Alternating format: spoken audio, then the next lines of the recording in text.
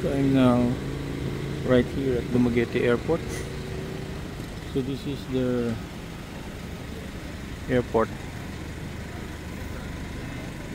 Hindi pa naayos, no? I think this is still the old structure building.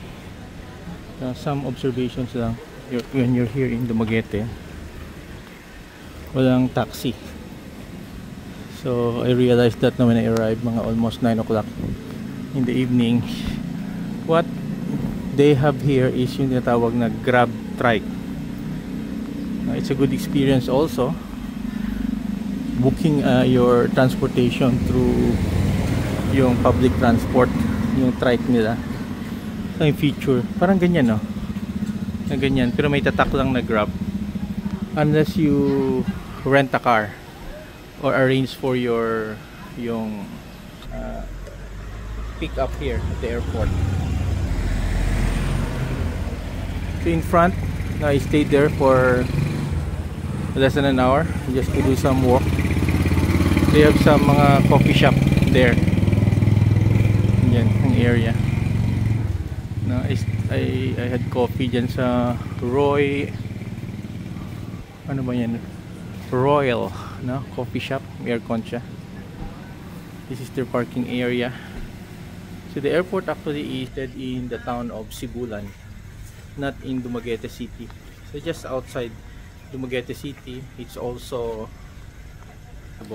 very near, because Dumaguete is relatively a small city. So they have yung what we call yung Metro Dumaguete, na composed of Dumaguete City proper. Then you have yung surrounding towns of Sibulan, where the airport is located, and the town of Bakung, where the proposed international airport is located. Then yung sa mountainside, you have yung the town of Valencia. So I stayed here for more than 6 days, no, mapping the entire area for some properties, for some property acquisition, as well as doing some due diligence work.